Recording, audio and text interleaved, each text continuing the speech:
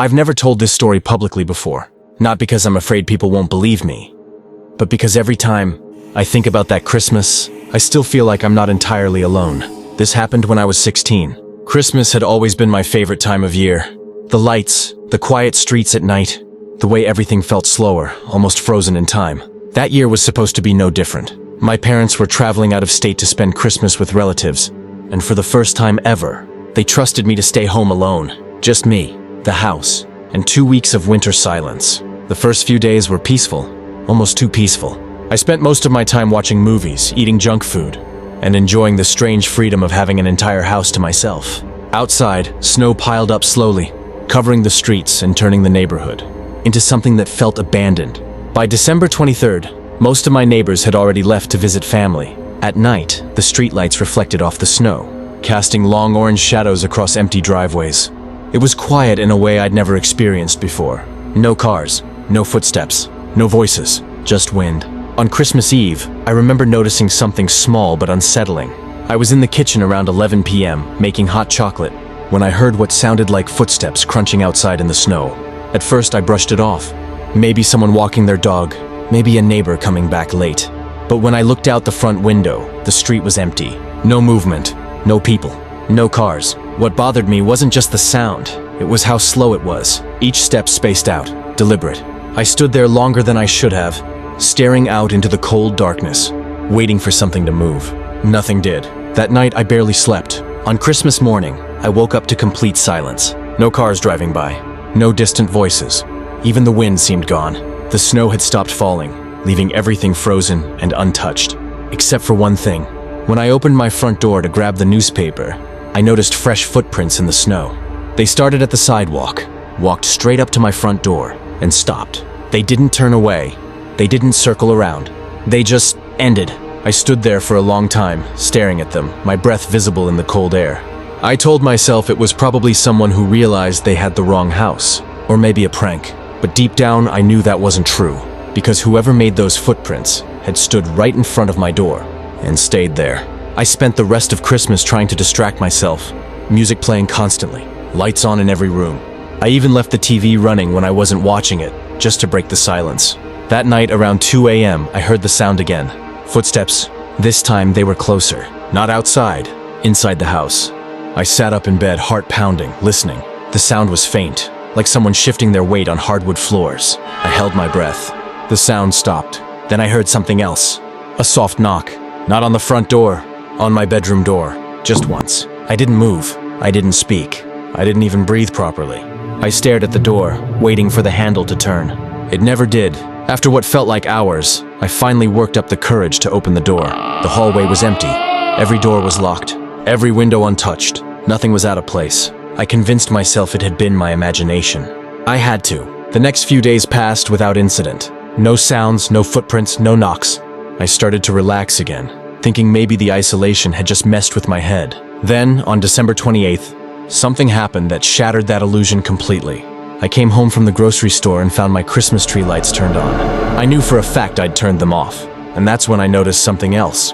Under the tree, where my presents had been neatly arranged, there was one extra gift, wrapped in plain brown paper. No name, no tag, just sitting there waiting. I didn't open it. I couldn't, because deep down, I already knew something was terribly wrong. And whoever had been visiting my house wasn't finished yet. I didn't sleep that night, not really. Every time I closed my eyes, I heard it again, the knock.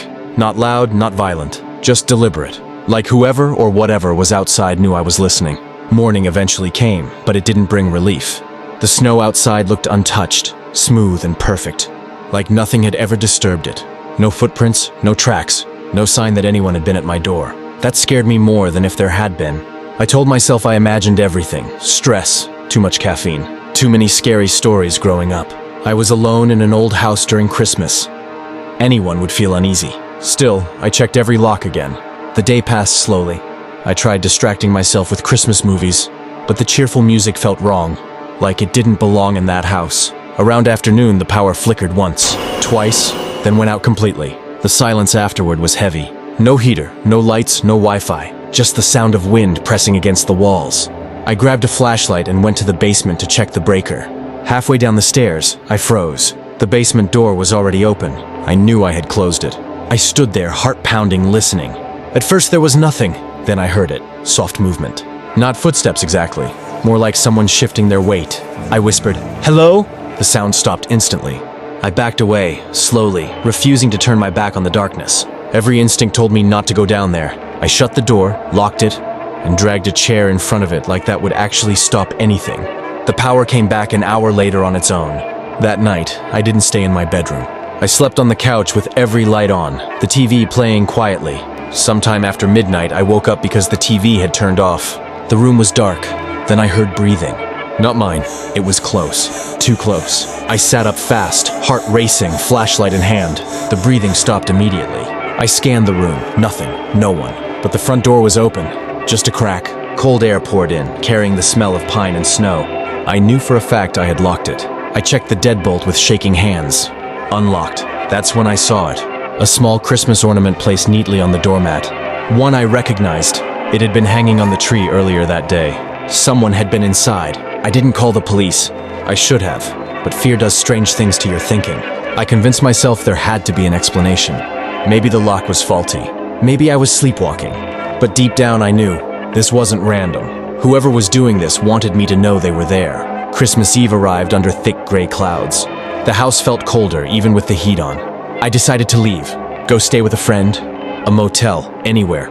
But when I grabbed my phone, there was no signal, no bars. The landline didn't work either. That's when I noticed the message carved into the frost on the inside of the living room window.